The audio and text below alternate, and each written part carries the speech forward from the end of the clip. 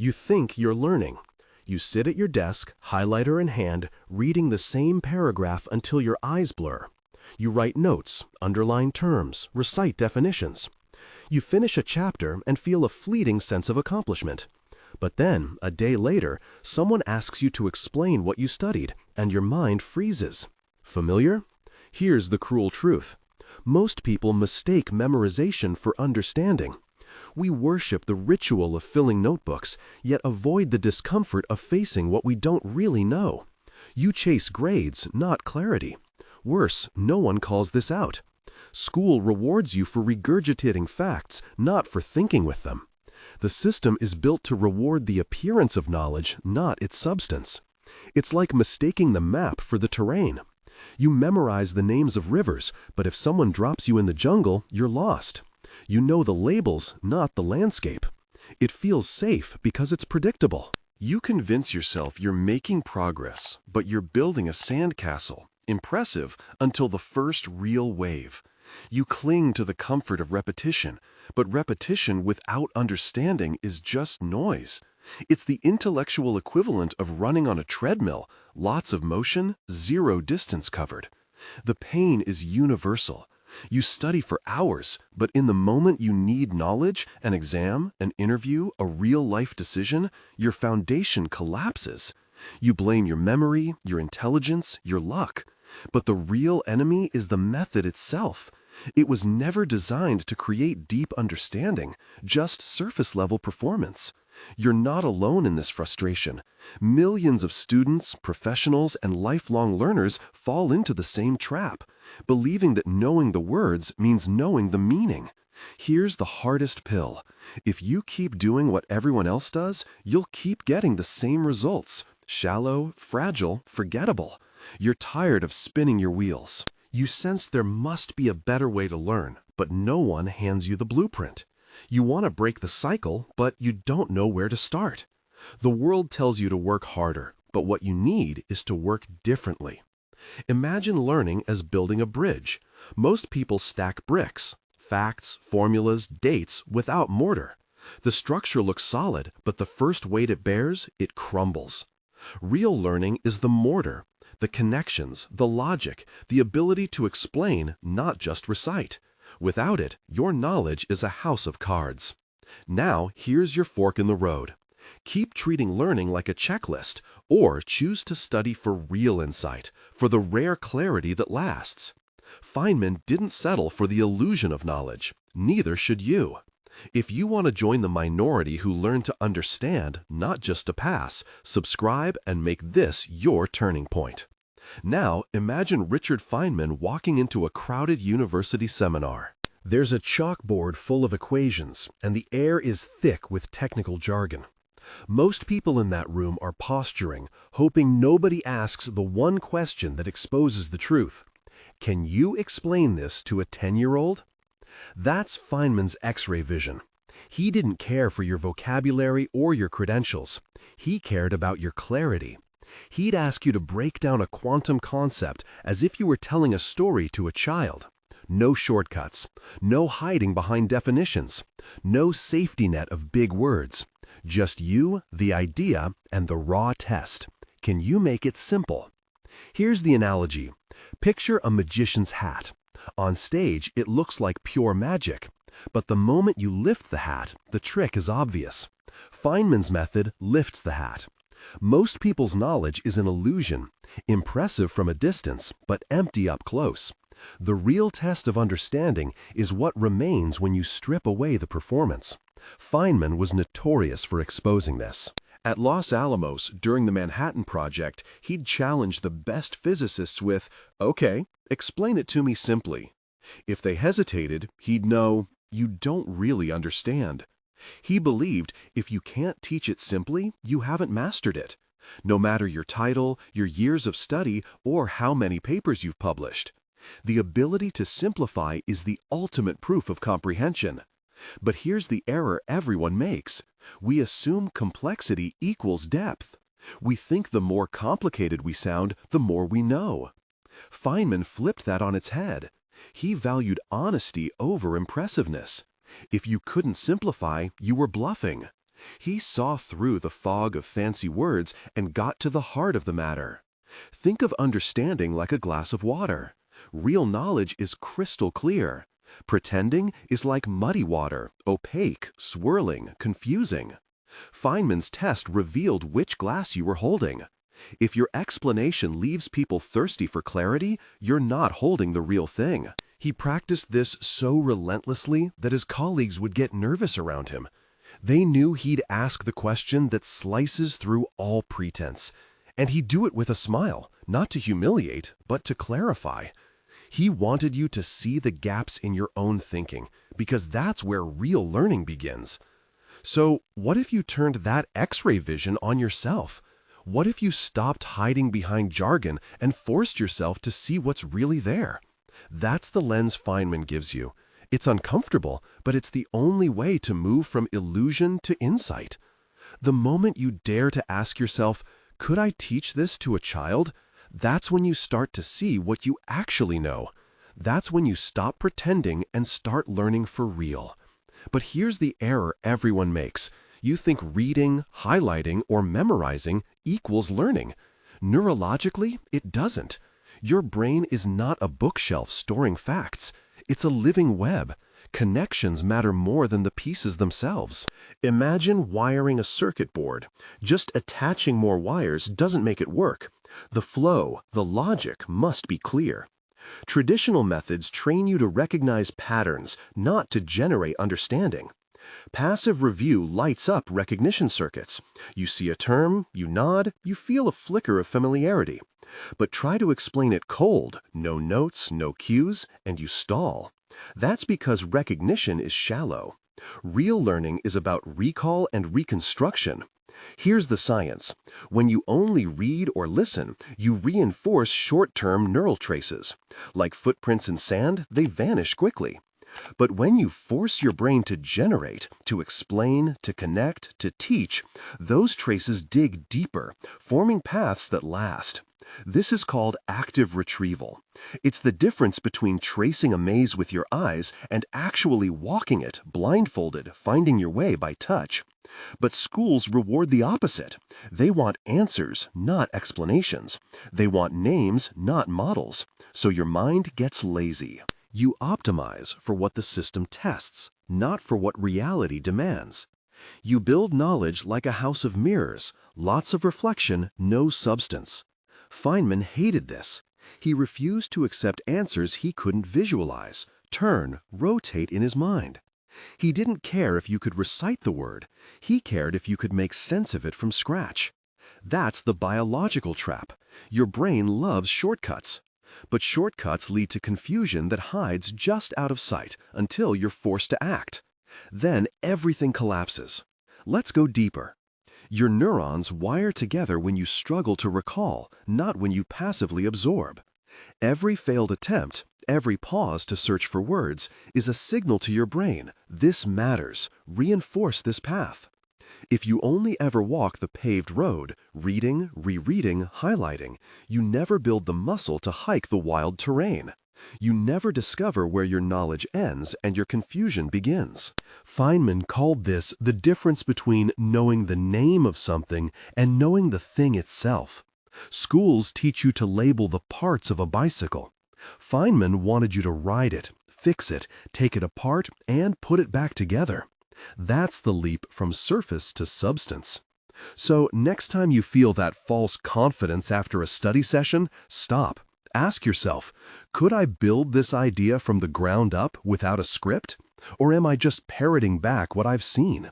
That's the biological trap, mistaking recognition for understanding. And it's the reason so many smart people collapse under pressure. They never built the real connections.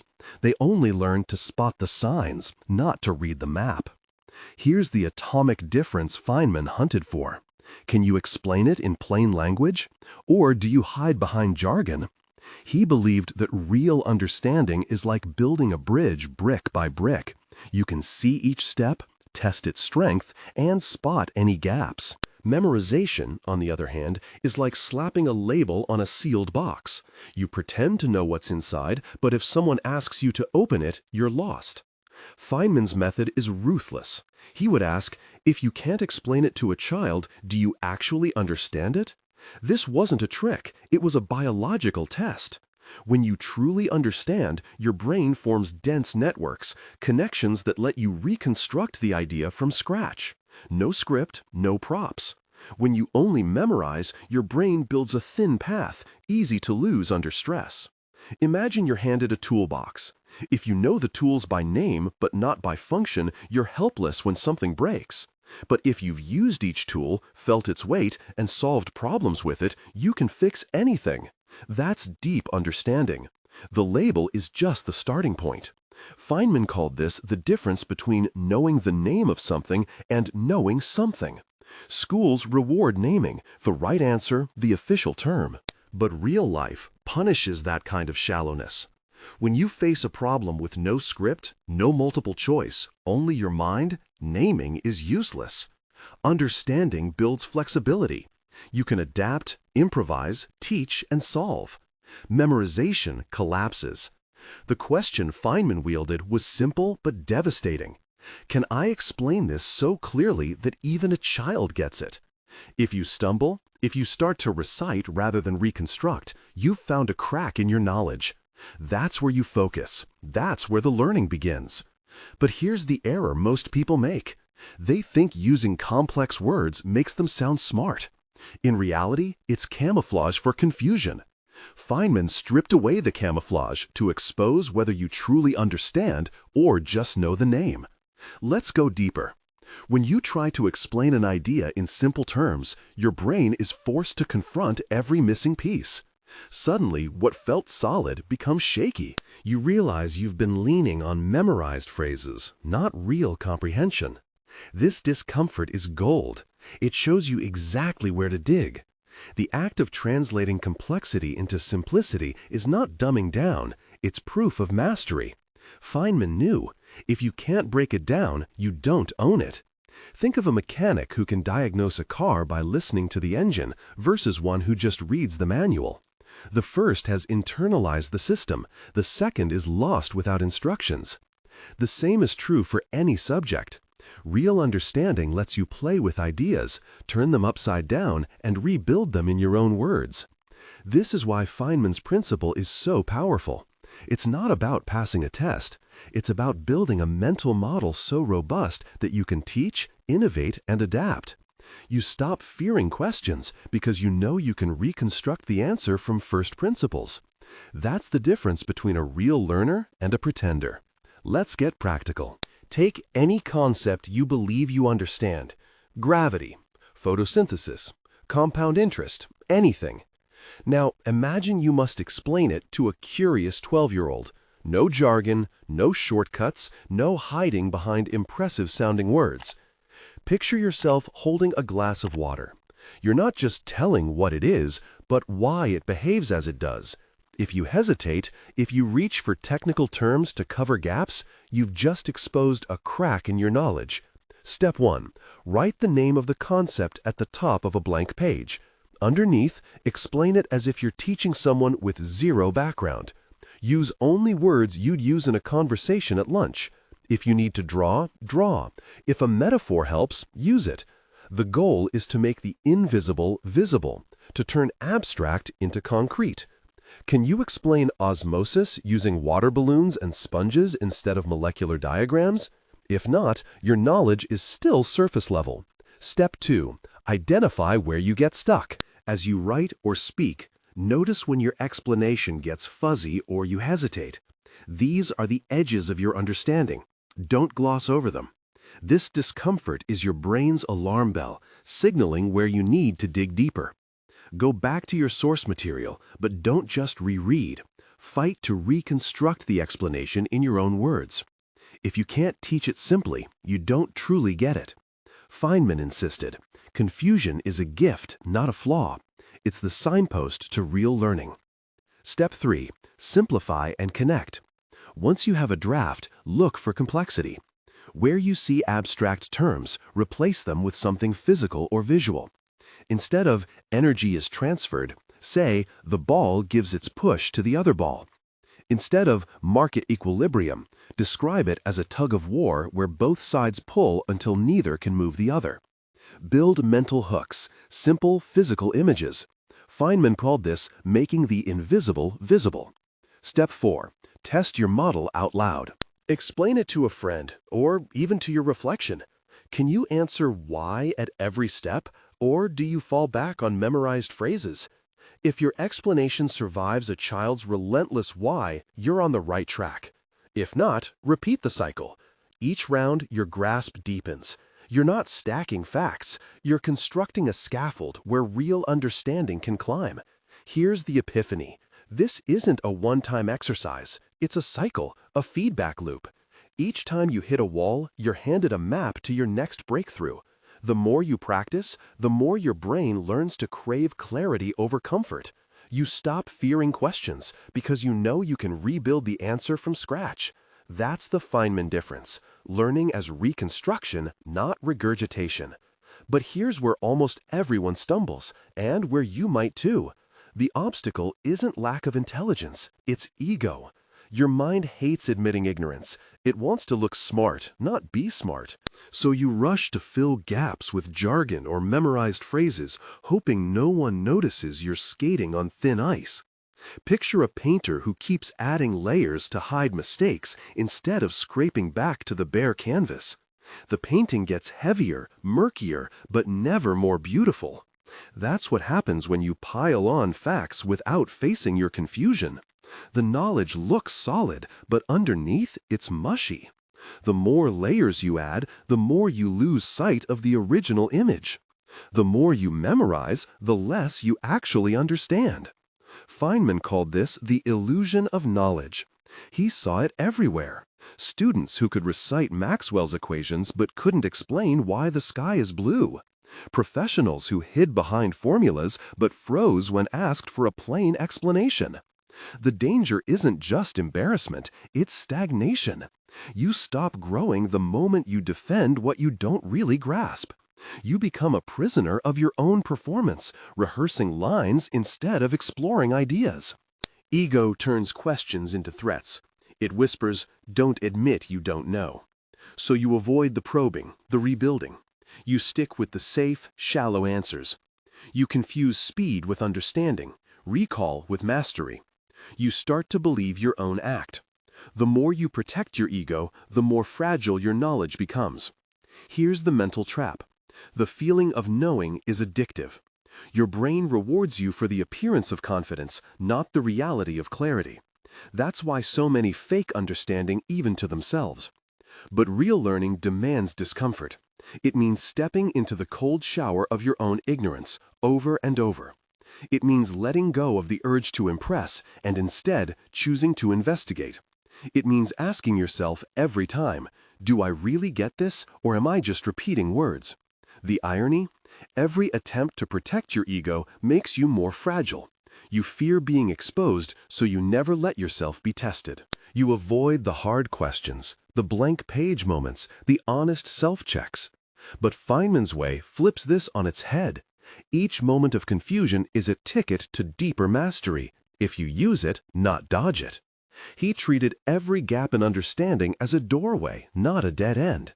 That's why he was never afraid to say, "I don't know." So, are you willing to trade the comfort of certainty for the growth of clarity? That's the real test. Real learners seek out their blind spots. Pretenders hide from them. Which are you? The next time you feel the urge to gloss over a fuzzy spot, remember, that's your invitation to real learning. The question isn't whether you look smart.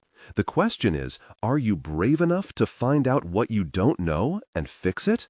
Here's the epiphany. This isn't just about acing exams or solving physics problems. The Feynman question, can you explain it to a child, is a litmus test for everything you claim to know. It's a lever that can crack open any locked box of confusion in any domain. Picture your mind as a sprawling workshop. Some tools are sharp, others are decorative. Only the tools you can use blindfolded, instinctively, are truly yours. Everything else is stage props, impressive at a glance, useless under pressure. Feynman's method is about turning props into real tools. But here's the error everyone makes. They confine this to academic learning. They never apply it to their beliefs about relationships, work, even themselves. If you can't explain why you react the way you do in an argument, or why you believe what you believe about money or health, are you any different from the student who memorizes without understanding? Feynman lived this. He didn't just dissect physics, he dissected institutions, hierarchies, even his own stubbornness. He treated every assumption as a hypothesis to test, not a dogma to defend. That's why he was impossible to intimidate and impossible to fool. He was relentless with his own mind. Imagine if you applied this to your decisions. Every time you felt defensive or confused, you'd stop and ask, could I explain this to a 12-year-old honestly? Suddenly, fuzzy feelings become clear choices. Excuses shrivel under the spotlight of explanation. Your life becomes an experiment, not a script. Think about how this principle could change the way you approach your career. Instead of hiding behind jargon or job titles, you'd be forced to clarify what you actually contribute. In relationships, instead of repeating patterns, you'd be able to pinpoint the real reasons behind your actions. In health, you'd stop following trends blindly and start understanding what truly works for you. But here's the catch. Most people avoid this level of clarity because it's uncomfortable. It means exposing gaps, not just in your knowledge, but in your sense of self. It means admitting you've been running on autopilot, reciting scripts you never wrote. It means confronting the possibility that some of your most cherished beliefs are just well-polished props. Yet, this is the price of living deliberately. The Feynman question is a universal solvent. It dissolves pretense in learning, but also in living. It's the difference between being a spectator in your own life and being the experimenter, the one who asks, tests, and refines. And most people will never dare to try. But you can. The question is, will you? This is the moment where everything pivots. Picture your mind as a cluttered workshop. Tools scattered, drawers labeled, but when it's time to actually build something, you hesitate. You recognize the hammer, you know the word for screwdriver, but can you assemble the machine? Most people can't. They mistake knowing the names for knowing the thing itself. Feynman saw this everywhere. Students reciting definitions, professionals parroting jargon, all convinced they understood. But when pressed, when asked to explain in plain language, their knowledge collapsed like a house of cards. Here's the visual. Imagine a mechanic who can list every part of an engine, but can't make it run. That's the trap of shallow learning. It's comfortable, it's safe, but it's useless when reality demands action. Feynman's method is the sledgehammer that breaks this illusion. His question, can you explain it simply, isn't just a test, it's a mirror. It reflects the true state of your understanding, exposing every gap, every assumption, every bit of memorized fluff that won't hold up under pressure. But here's the twist. That exposure isn't humiliation, it's liberation. The moment you hit the wall, when you realize you can't explain something, you've found the edge of your knowledge. That's not the end, that's the beginning. Most people run from this moment. They retreat to the comfort of recognition, of passing grades, of nodding along. But if you stand your ground, if you lean into the discomfort, you unlock the only path to real mastery. Every time you force yourself to explain, to simplify, to teach, even if it's just to an imaginary audience, you're rewiring your brain. You're building connections, not just stacking labels. You're moving from the role of a passive student to the architect of your own mind. This is the Feynman mind shift, shifting from pretending to know to truly understanding. It's not glamorous, it's not easy, but it's the only way to build knowledge that endures. Here's the practical challenge. Next time you learn anything, a formula, a theory, a new concept, don't stop at recognition. Don't settle for the comfort of familiarity. Test yourself. Try to teach it. Break it down. Find the cracks. When you get stuck, that's your cue to dig deeper. Fill the gaps. Rebuild the idea until you can explain it to a child or to someone outside your field. That's when you know you've crossed the line from pretender to real learner. But let's be honest, most people will never do this. They'll stay in the shallow end, satisfied with surface knowledge. They'll avoid the sting of confusion, the embarrassment of not knowing. But you don't have to. If you're willing to face your own ignorance, to turn confusion into curiosity, you can transform every moment of uncertainty into a stepping stone toward real understanding. This is the Feynman way. This is the mind shift. If this video turned one gear in your thinking, the next will spin the whole engine. Subscribe for the next mind shift.